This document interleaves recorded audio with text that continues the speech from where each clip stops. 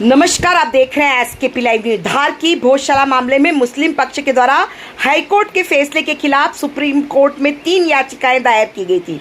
उसमें से एक याचिका स्वीकृत हुई थी, जिस पर आज सुप्रीम कोर्ट में सुनवाई हुई। सुप्रीम कोर्ट ने राज्य शासन को निर्देश दिए कि मुस्लिम पक्ष को शुक्रवार को 1 बजे से 3 बजे तक भोजशाला परिसर के समीप ही खुले स्थान पर नमाज अदा करवाई जाए। वही मूल स्ट्रक्चर से कोई छेड़छाड़ नहीं की जाए, कोई भी नया कंस्ट्रक्शन नहीं की जाए। जहां एक और मुस्लिम पक्ष को भोजशाला परिसर के समीप खुले मैदान में शुक्रवार को नमाज की अनुमति सुप्रीम कोर्ट के द्वारा दी जाने से एक और मुस्लिम पक्ष को राहत मिली है, वही झटका भी है। मुस्लिम पक्ष को भोजशाला के अंदर नमाज की अनुमति नहीं मिल पाई है। वही हिंदू पक्ष के भोजशाला मुक्ति यज्ञ के संयोजक गोपाल शर्मा ने सुप्रीम कोर्ट के फैसले का स्वागत किया है। उन्होंने कहा, अभी तो ये शुरुआत है, जब फैसला आएगा तो यह मंदिर है, मंदिर था और मंदिर रहेगा। वही भोजशाला मामले पर सुप्रीम कोर्ट में जुल्फिकार पठान, जो कि कमाल मोला मस्जिद इंतजामिया कमेटी के सदर हैं, उन्होंने कहा कि सुप्रीम कोर्ट में भोजशाला मामले में जो एसएलपी पर सुनवाई हुई है, हमें सुना गया। सुप्रीम कोर्ट ने अंतरिम आदेश निकाला है, यह अंतिम आदेश नहीं है। अंतरिम राहत दी गई है। कमाल मोला मस्जिद में खुले परिसर में नमाज 1 बजे से 3 बजे तक अदा करवाई जाए, जिसके लिए आर्कोलॉजिकल सर्वे ऑफ इंडिया को निर्देशित किया गया है। वहां पर कोई ऐसा काम नहीं किया जाए, परिसर को किसी भी तरह का नुकसान ना हो। प्रदेश गवर्नमेंट को नोटिस जारी किए गए हैं, आर्कोलॉजिकल सर्वे ऑफ इंडिया को नोटिस जारी किए गए हैं, धार कलेक्टर को नोटिस जारी किया गया है। अगले 2 से 3 सप्ताह के बाद तारीख लगी है, अगली सुनवाई होगी। हमारा पक्ष मजबूत है, अब हमारा पक्ष और रखेंगे। देखिए खबर एसकेपी लाइव न्यूज़ पर।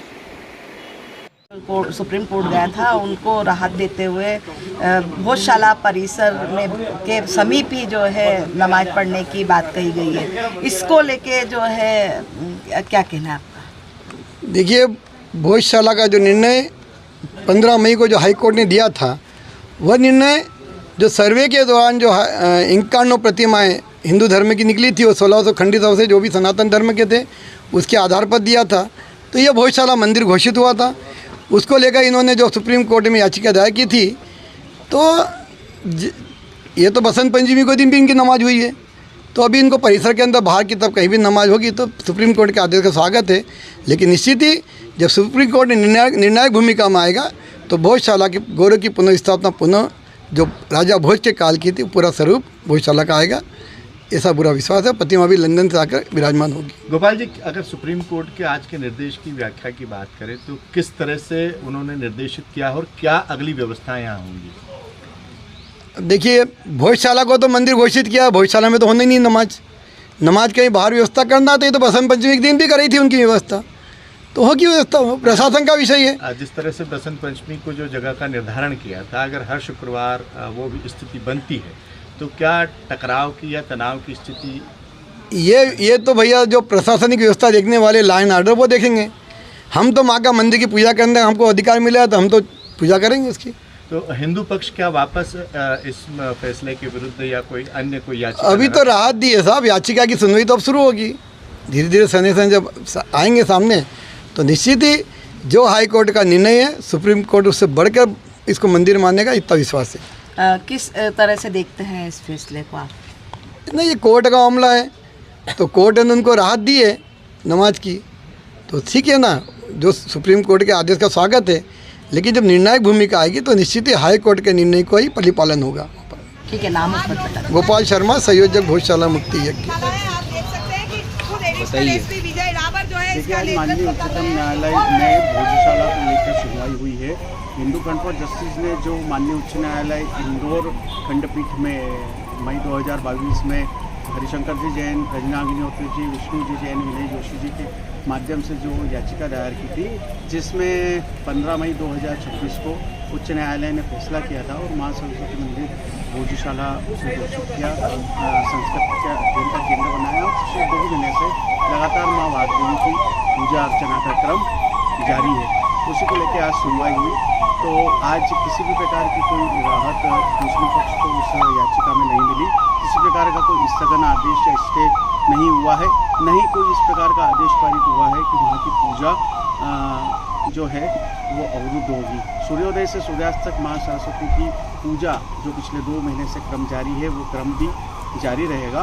केवल प्रति शुक्रवार को 1 बजे से 3 बजे तक परिसर के बाहर की ओर शासन प्रशासन व्यवस्था करेगा, जहाँ पर मुस्लिम समाज वैकल्पिक व्यवस्था के तहत वह नमाज अदा करेंगे। जो 23 जनवरी 2026 वसंत पंचमी शुक्रवार को जैसी व्यवस्था हुई थी उस प्रकार से शासन प्रशासन उस नमाज की व्यवस्था करेगा। एएसआई विभाग को भी यह निर्देश दिए गए हैं कि जब तक कि अंतिम निर्णय नहीं आ जाता, जब तक कोई निर्माण कार्य वगैरह एएसआई द्वारा नहीं किया जाएगा, सभी प्रतिवादियों को, सभी पार्टीज को नोटिस इशू किए गए हैं। और साथ ही यह भी निकल के सामने आया है कि लगभग 3 सप्ताह के बाद लगातार नियमित सुनवाई होकर यह जो गौशाला का मामला है ये अंतिम सुनवाई की ओर आगे बढ़ेगा।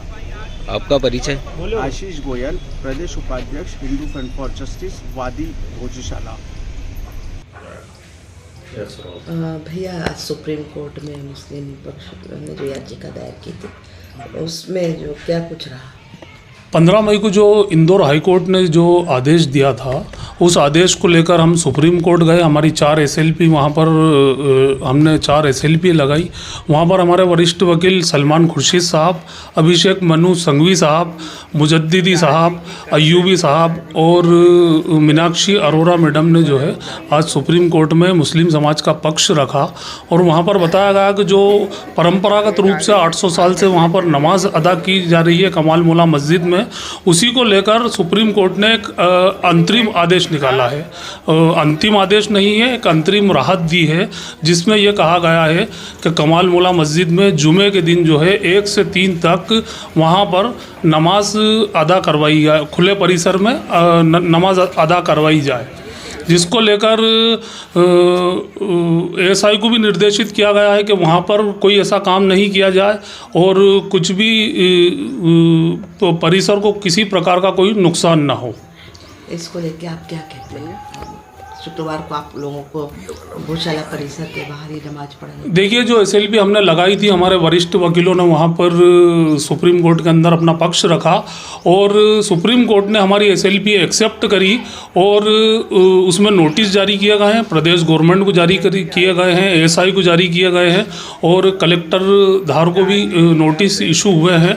अब इसमें अगली तारीख 2 या 3 सप्ताह के अंदर इसमें अगली सुनवाई होगी, जिसमें पूरी तरीके से हमारा पक्ष मजबूत है और हम जो भी हमारा पक्ष और रखेंगे 2 हफ्ते बाद ही इसमें जो है अगली सुनवाई होगी। जुल्फिकार पठान, कमाल मोला मस्जिद नमाज इंतजामिया कमेटी, धार। अमित भैया